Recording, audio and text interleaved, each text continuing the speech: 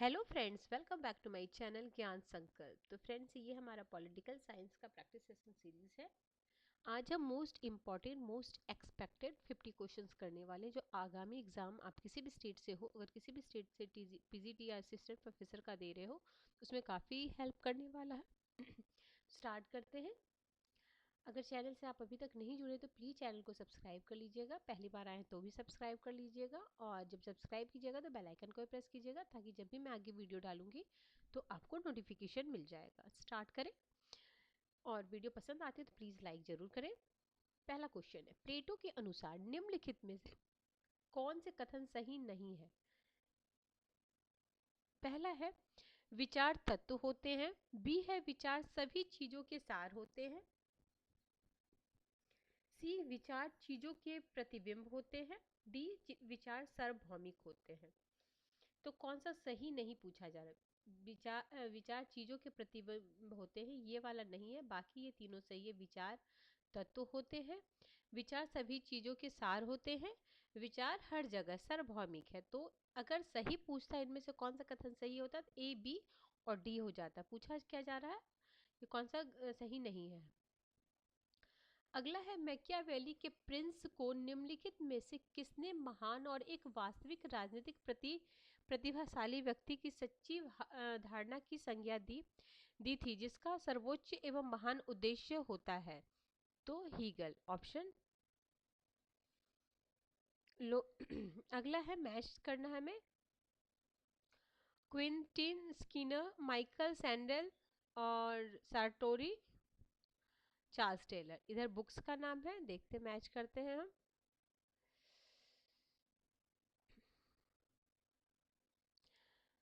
तो इसका right answer हो जाएगा ए। तो हम मैच करते हैं पहला में।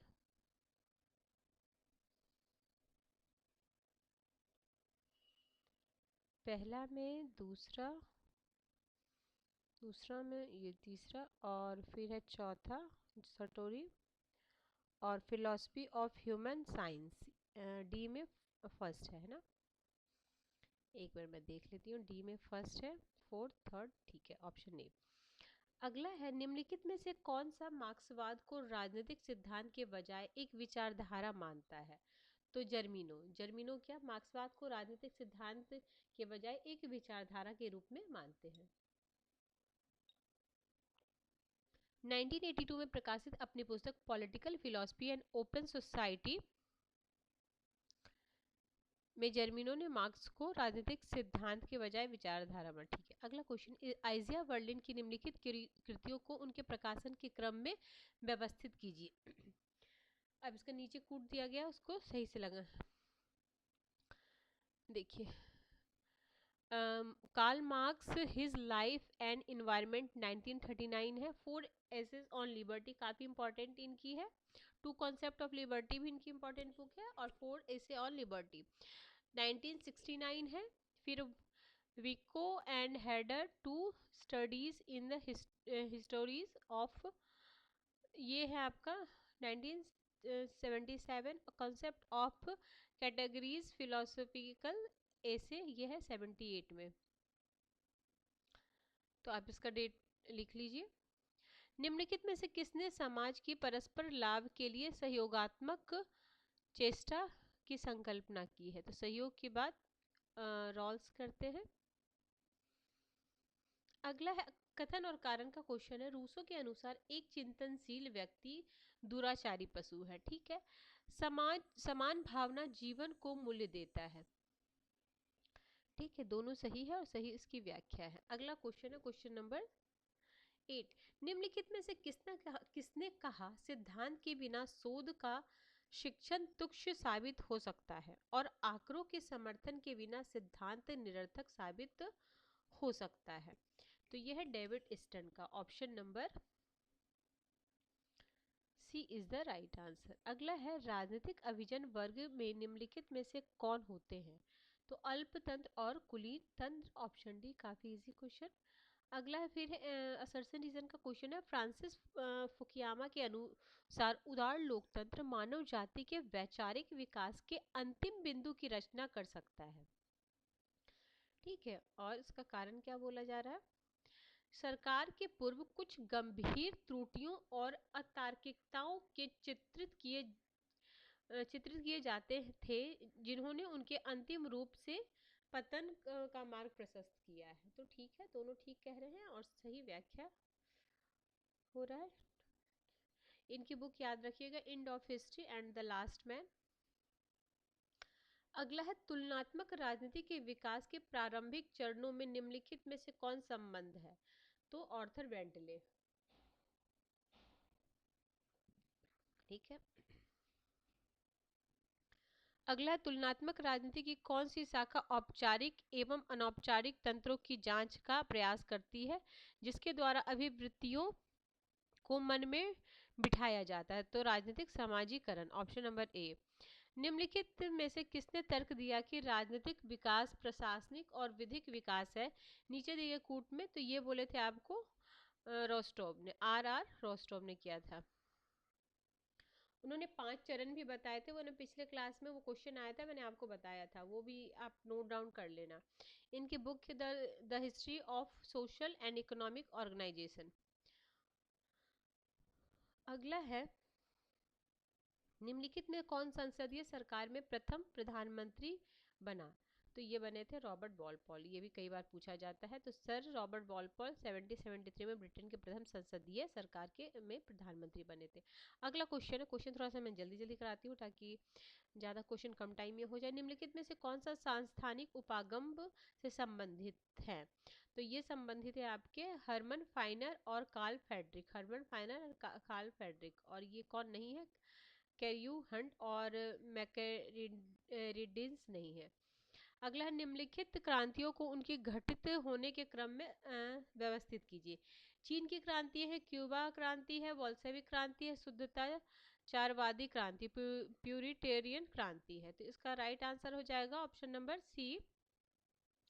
देखिए, प्यूरिटियन क्रांति है 1640 से 60, बोल्शेविक सबको पता होगा 1917, चीन की क्रांति भी पता होगा आई थिंक 1949, और क्यूबा क्रांति हुआ 53 से 59। अगला है निम्नलिखित निवेश कार्यों की सही क्रम में चिन्हित कीजिए। क्या क्या है? राजनीतिक संप्रेषण है, राजनीतिक समाजीकरण और भर्ती है, हित समुच्चयन है, हित अभिव्यक्तिकरण है। तो सबसे पहले हो जाएगा राजनीति का हम समाजीकरण करेंगे, ठीक है, फिर उसका हित अभिव्यक्त करेंगे, हित अभिव्यक्त होगा, फिर हित का समुच्चयन करेंगे, फिर हम राजनीतिक संप्रेषण करेंगे। तो option C is the right answer. Next question पे चलते हैं। नेक्स्ट क्वेश्चन है क्वेश्चन नंबर आपका 18, शासन रीजन का क्वेश्चन है। कुलीन तंत्र की लॉ विधि ने स्थापित किया कि राजनीतिक दलों सहित सभी लोकतांत्रिक संगठन में कुछ नेताओं या लघु विशिष्ट समूह द्वारा अंतिम रूप से नीति निर्धारित किया जाता है। कारण बोल रहा है नीति निर्धारण एक अत्यंत जटिल प्रक्रिया है, जिसमें आवश्यक रूप से कुछ लोग सम्मिलित होते हैं जो अनेक लोगों की ओर से कार्य करते हैं। तो दोनों सही व्याख्या कर रहा है। अगला फिर है सेना एक गैर पश्चिमी लोकतांत्रिक देश में दबदबा होता है। सेना का गैर पश्चिमी लोकतांत्रिक देश में दबदबा होता है क्योंकि सामाजिक संगठन, देखो ये अलग चीज बोल रहा है ना, तो इसमें दोनों सही हो जाएगा बट सही व्याख्या नहीं होगा, ठीक है। सामाजिक विखंडन विद्रन राजनीतिक अस्थिरता में अत्यधिक रूप से योगदान करते हैं, ठीक है। तो आप दोनों सेंटेंस पढ़ के आप सोच सकते थे। अगला साइबरनेटिक्स क्या? नियंत्रण और संप्रेषण का विज्ञान है। अगला है भारत निम्नलिखित में से किसने इस विचार को अस्वीकार किया कि जाति की स्थिति दैवीय प्रतिफल या दंड का परिणाम है? तो ये गांधी, M.K. गांधी क्या बोले थे? निम्नलिखित गांधी जी ने यह विचार को अस्वीकार किया कि जाति की स्थिति दैवीय प्रतिफल और या दंड का परिणाम है। अच्छा, अगला पढ़ते हैं। क्रम में हमें फिर सजाना है। पार्टी दिया हुआ, देखिए जस्टिस पार्टी, हिंदू सभा है, नेशनल कॉन्फ्रेंस है, शिरोमणि अकाली दल है। तो इसका राइट आंसर हो जाएगा ऑप्शन नंबर डी। सबसे पहले जस्टिस पार्टी 1916, शिरोमणि 1920, हिंदू 26 और नेशनल कॉन्फ्रेंस 32। अगला है निम्नलिखित युग्मों में कौन सा सही सुमेलित नहीं है? राज्यपाल की पात्रता की शर्तें 158, राष्ट्रपति द्वारा राज्यपाल को बरखास्त 156, क्या सही नहीं है पूछा जा रहा है ना, तो ये वाला ठीक है। 101 राज्यपाल द्वारा विधान परिषद के सदस्यों का मनोनयन, अनुच्छेद 171। राज्यपाल का वित्त विधेयक की अनुशंसा का अधिकार 207। तो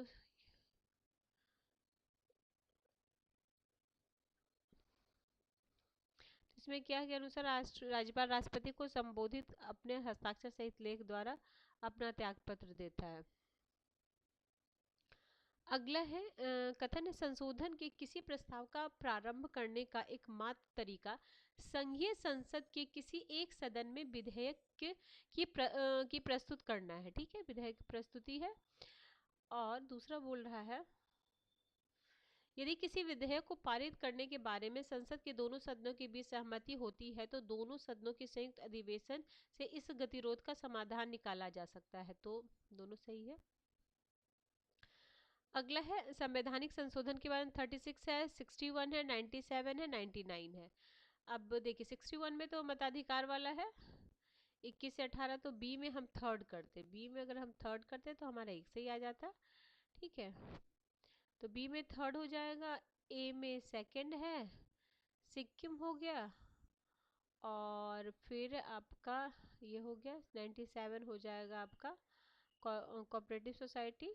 और अगला है ये, देखिए ये भी इम्पोर्टेंट है, ये भी पूछा जाता है यहाँ, तो एक ही साथ आपको सारा पूछे, ये सिंगल क्वेश्चन भी आता है इसका। जैसे जैसे किसने अर्धसंघीय कहा, किसने सहयोगात्मक संघवाद कहा, किसने अत्यंत संघीय कहा। इसको आप मैं बोलूंगी, देखो मैं मैच कर दे रही हूँ। अच्छा यहाँ पे है ही, आप स्क्रीनशॉट इसका ले लो। देखिए ग्रेवियल आलमंड बोलते हैं सहयोगात्मक संघवाद, केसी वेयर बोलते हैं अर्धसंघीय, एपएलबी बोलते हैं केंद्रीकरण की मजबूत प्रवृत्ति के साथ संघ, और अत्यंत संघीय की बात आइवर जेनिंग बोलते हैं। बहुत ही मोस्ट मोस्ट मोस्ट इंपॉर्टेंट है, अगर आप यूपी टीजीटी पीजीटी के भी स्टूडेंट हो उनके लिए भी उतना ही इंपॉर्टेंट है अभी फिलहाल। अभी उनका बहुत एग्जाम बहुत नियर बाई है, तो इसलिए वो उनका भी आज मैं प्रैक्टिस सेशन लेके आऊंगी। अगला है ये, देखिए ये भी इंपॉर्टेंट है, भारत सरकार अधिनियम 1858, 1861, 1909, 1919।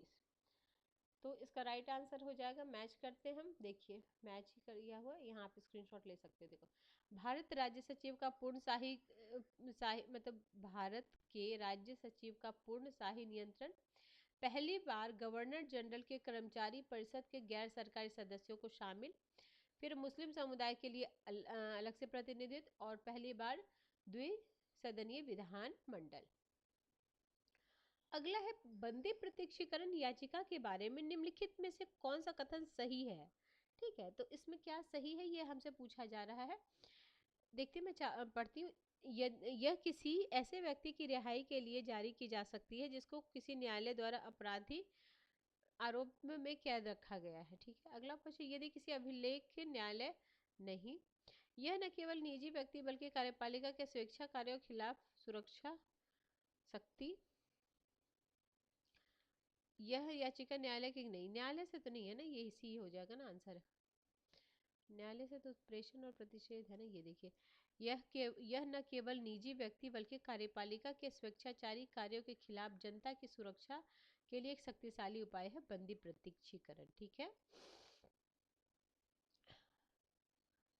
अगला है प्रथम 3 आम चुनाव के परिणाम एक दलीय वर्चस्व मॉडल उत्पन्न हुआ जो एक दलीय प्रणाली से भिन्न है। 1967 तक कांग्रेस का केंद्र और भारत के अधिकतम राज्यों में सरकार शक्ति का एकनिष्ठ नियंत्रण रहा था। तो बिल्कुल सही बात है और उसकी सही व्याख्या कर रहा है बिल्कुल। अगला है भारत की लोकसभा निम्नलिखित अध्यक्षों को उनके क्रम में, देखिए अध्यक्ष मैंने कई बार एग्जाम में बताया कि क्या क्या आपको लोकसभा अध्यक्ष, राष्ट्रपति, उपराष्ट्रपति, प्रधानमंत्री, वित्त आयोग, निर्वाचन आयोग, सर्वोच्च न्यायालय के मुख्य न्यायाधीश, ये सबको आपको कालक्रम में आना चाहिए। इसमें से कैसे करोगे, रिसेंट राष्ट्रपति और प्रधानमंत्री तो सारे ही आने चाहिए। जहाँ तक सर्वोच्च न्यायालय के न्यायाधीश की है तो स्टार्टिंग वाले कुछ, और या मेन मेन जब कुछ हुआ है उनका ध्यान रखो, और साथ में रिसेंट वाले कुछ ध्यान रखो, तब भी कर लोगे। ये देखिए इसका राइट आंसर हो जाएगा सी, नीलम संजीव रेड्डी हैं, फिर हैं गुरदयाल सिंह ढिल्लो हैं, फिर हैं आपके बलराम भगत और सबसे बलराम जाखर। मैं आज ही शॉर्ट्स में डाल दूँ इनको, मैं भूल जाती हूँ, नोट डाउन ही कर लूँ। सर्व क्या नाम है सर्वोच्च न्यायालय के ये सॉरी अध्यक्ष को डालना है ना, लोकसभा अध्यक्ष, ठीक है मैं ये डाल दूंगी अभी। अगला है निम्नलिखित उच्च न्यायालय में किसकी पीठ है? तो ये है इलाहाबाद, इलाहाबाद का लखनऊ में है, मुंबई, जबलपुर, तीनों का है। तो इलाहाबाद है, यहाँ दादर नगर हवेली है, जबल इंदौर और ग्वालियर है। अगला है पीटर सेल्फ के अनुसार लोक प्रशासन के अध्ययन का निम्नलिखित में से किसकी शाखा के रूप में विकसित किया गया है? तो राजनीतिक विज्ञान, लोक विधि। हाँ, किसी ने कमेंट किया था कि ये लोक प्रशासन को कराने के लिए, तो अभी तो ये यूपीटीजीटी का हो जाए फिर मैं आपका लोक प्रशासन का 15-16 तक अभी मैं थोड़ी सी बिजी हूँ, उसके बाद मैं आपको 16-17 के बाद आपको लोक प्रशासन अच्छे से करा दूंगी। बहुत सारे पार्ट तो ऑलरेडी चैनल पे है, बट मैं पूरा आपको या तो एम लक्ष्मीकांत या एग्जाम पॉइंटर दोनों में से किसी से अच्छे से करा दूंगी। अगला है पीटर सेल्फ के अनुसार, ठीक है ये तो हो गया ऑप्शन ए। अगला है संगठन के पारस्परिक या और फिर अभी जून में आपका ये है नेट का एग्जाम है, उसके लिए भी मैं ये क्वेश्चन काफ़ी आपको नेट में भी हेल्प करेगा, क्योंकि ये नेट का PYQ है तो ये आपको काफ़ी हेल्प करेगा। पहले का क्वेश्चन है और क्वेश्चन काफ़ी अच्छे आप देख रहे होंगे, ये जो मैं सीरीज चला रही है प्रैक्टिस सेशन वाली, तो उसमें काफ़ी अच्छे क्वेश्चन है, मतलब कुछ क्वेश्चन इजी भी है, कुछ क्वेश्चन टफ भी है, तो एग्जाम में वैसे ही क्वेश्चन आते हैं। क्वेश्चन पेपर जो होता है सारा क्वेश्चन पेपर टफ ही नहीं होता, कुछ क्वेश्चन टफ होते हैं, कुछ क्वेश्चन इजी होते हैं, ठीक है। तो अगला है यह अनौपचारिक संबंध को अधिक महत्व देता है। क्या है? संगठन के पारस्परिक या मैग्नेटिक सिद्धांत के मूलभूत विचारों का निम्नलिखित में से कौन सा एक भाग नहीं है? अगला है निम्नलिखित में से किस विचार ने संगठनात्मक लक्ष्यों की प्राप्ति के लिए एक मूलभूत पूर्व आवश्यकता के रूप में प्रभावोत्पादन संप्रेषण की हिमायत की है? तो ये Chester Barnard, option C. Chester Barnard की पुस्तक भी याद रखना, the function of the executive, कब का है? 1938। निजी और लोक और निजी प्रशासन के बीच भेद के बारे में एक अतिवादी दृष्टिकोण अपनाते हुए किसने कहा है कि सभी संगठन लोक और निजी विशेषताओं को साझा करते हैं? तो ये बेरी बुजान, ऑप्शन नंबर सी। अगला है 36। कुछ विभाग न केवल विशुद्ध प्रशासनिक कार्य से संबंधित होते हैं, लेकिन विधानमंडल द्वारा उन्हें नियम एवं नियमित बनाने के लिए अधिकार भी प्रदान किए जाते हैं। कारण बोल रहा है जॉन एफ फिफ्नर, कुछ परिस्थितियों के अंतर्गत विभाग के एकल मुखिया को वरीयता देते हैं। तो इसका हो जाएगा दोनों सही है, सही व्याख्या नहीं है, मतलब दोनों सही कहतन तो कह रहा बट एक दूसरे की व्याख्या नहीं कर रहा।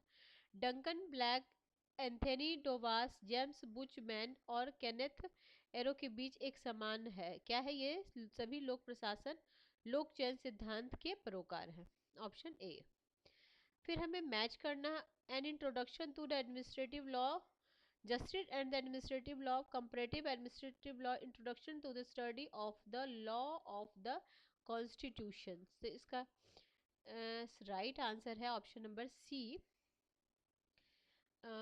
ए में है जेम्स हर्ट है an introduction to administrative law, B का है आपका Robertson justice and the administrative law, फिर कंपैरेटिव एडमिनिस्ट्रेटिव लॉ है आपके फ्रैंक जे गुडनाउ, और introduction to the study of the law of the constitution A B Dicey की है। इन्होंने विधि का शासन सिद्धांत दिया था, ठीक है। अगला है committees commissions report, master man committees Brownlee, मतलब इसमें कौन सा क्रम में है सही है? तो इसका राइट आंसर बी है, हम सबका देख ही ले। देखिए एचिसन कमीशन है 1886 में, ग्लैडस्टोन कमेटी है 1895 में, ब्राउनलो कमेटी है 1937 में, मास्टरमैन कमेटी है 1948 में। अगला है, OECD ने आर्थिक सहायता की प्राप्ति के लिए शर्तों को निर्धारित करते हुए शासन के किन भागों की पहचान की है? तो कड़ा अंकेक्षण, ठीक है। इसका फुल फॉर्म क्या है? Organization for economics cooperation and development. की स्थापना 1961 में। भारत इसका सदस्य नहीं है, यह एक अंतर सरकारीय आर्थिक संगठन है। निम्नलिखित में से किसने घोषणा की कि राज्य वैश्वीकरण की उच्च शक्ति के समक्ष पीछे हट रहा है? तो ये सूजन स्ट्रेंज, ऑप्शन डी।